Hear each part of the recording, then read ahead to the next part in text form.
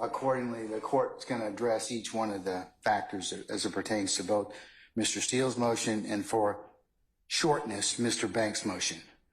I find both motions were timely filed. I find that Mr. Steele's motion was in fact filed on this past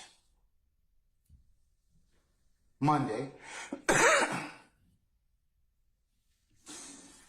which would have been the 17th of June.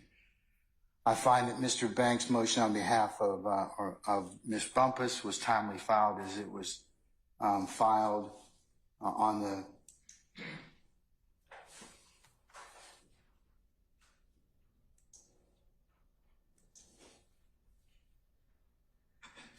filed on the 14th of June at 10:40 p.m. Secondly, I find that in addressing the legal sufficiency of the affidavit, that means, was it sworn? Was it sworn before a notary? Is in proper form? I find Mr. Williams and Ms. Bumpus's motions to be, or I should say affidavits, to be in proper form. The third thing that the court has to review, and like I said, I reviewed, is the legal sufficiency of your grounds of the motion. And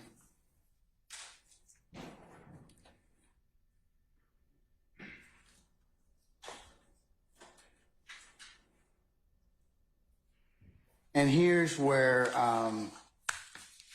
the court finds that upon a review of Mr. Steele's motion and affidavit, as well as Mr. Banks' motion and affidavit, that both contain assertions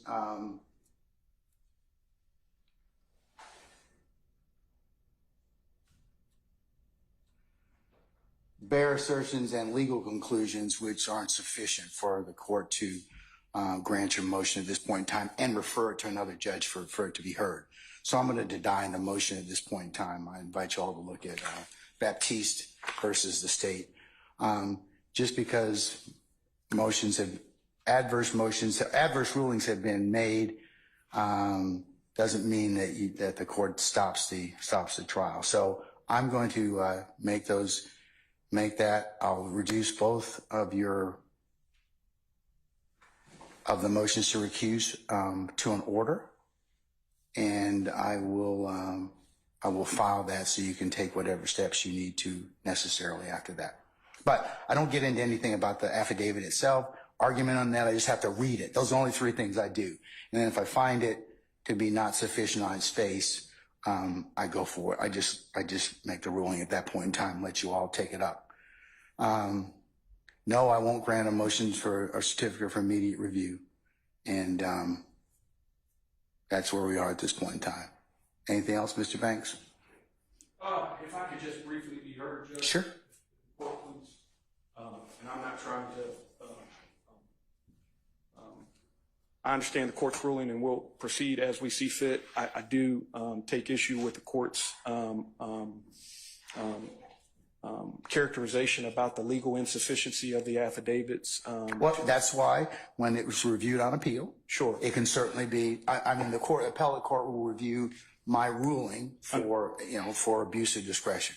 Certainly understand that, Judge. And in stating that, Judge, I would just say that one of the issues that is raised in our affidavit, because our motion to recuse is to recuse you from the contempt proceeding, not the underlying criminal case in which Your Honor is presiding. And so we really don't have an issue or standing to even challenge that. And so to the extent that there is a contempt proceeding that is set for the 25th, Your Honor, you are a witness to that proceeding. And so because you were a witness. I don't believe you. I'm not going to get into any argument, but I can't.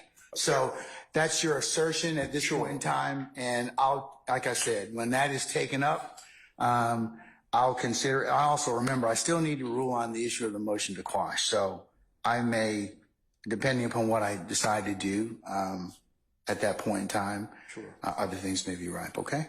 Do you want to hear about the motion to quash, or you want to take? No, not yet, sir.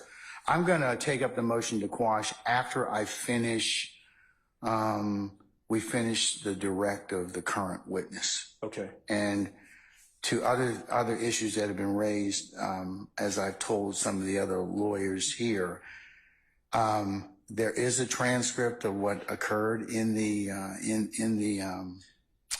ex parte matter. I will, in fact,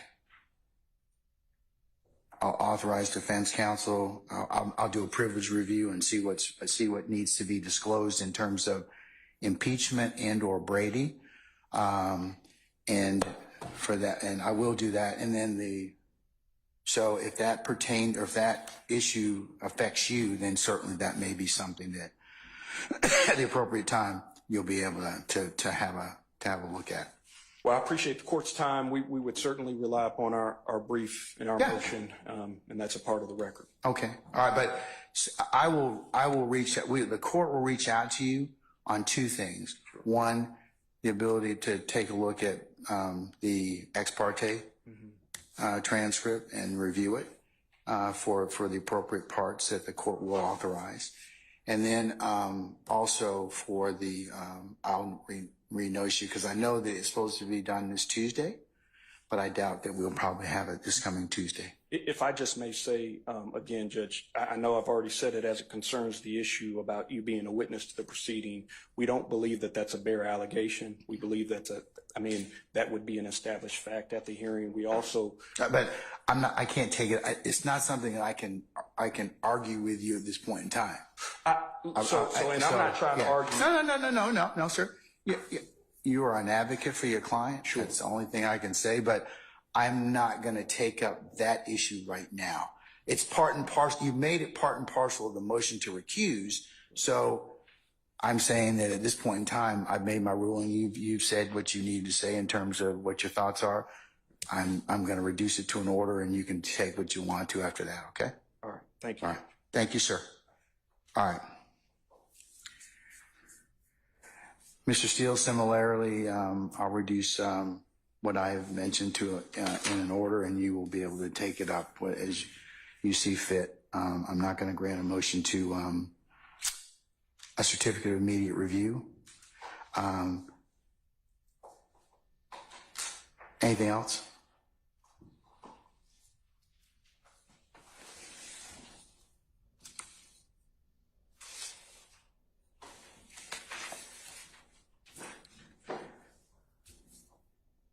I have read Baptiste versus State. I've read all the cases that I believe are applicable. I'm, best I can.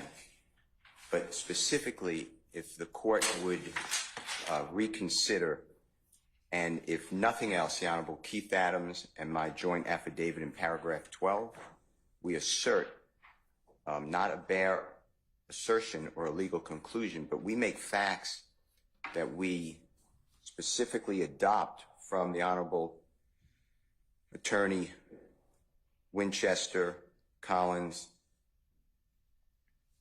Banks,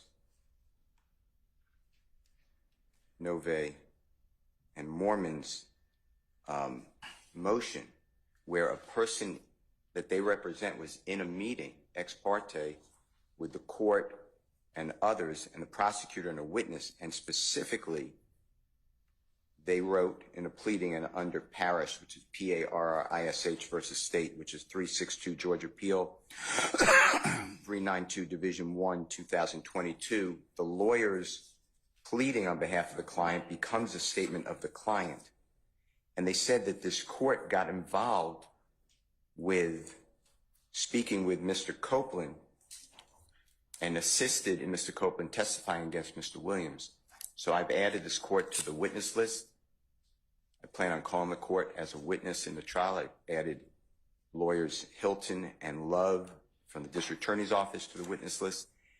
And when I cross-examine Mr. Copeland, when that day comes, I'm going to ask him about how much pressure, if any, the court put on him.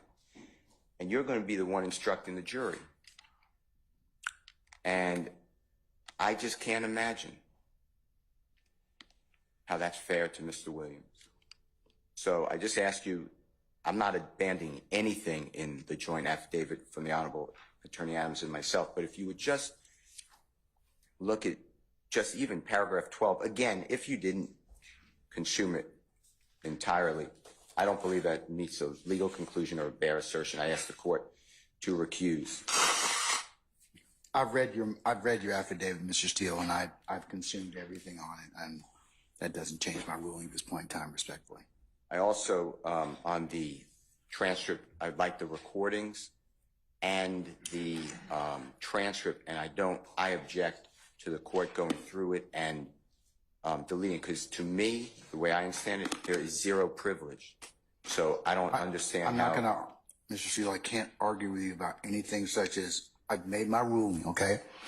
If you have some other basis to ask for the recordings or anything like that, you're gonna have to put those in some other pleading. But at this point, Ms. Weaver is gonna prepare the record.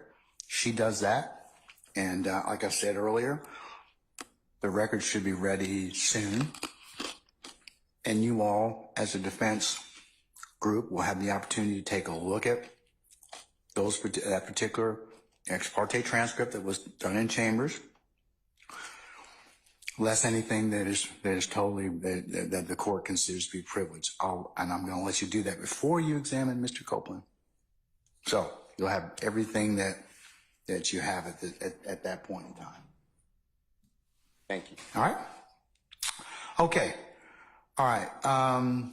Let's turn now to the statements or interviews from January. Not to interrupt the court, that finishes our business today, man. You don't want to stick around? No. Okay. Well, okay. Thank you, Mr. Banks. At all. Okay. All right. Okay. Yes, you may be excused, sir.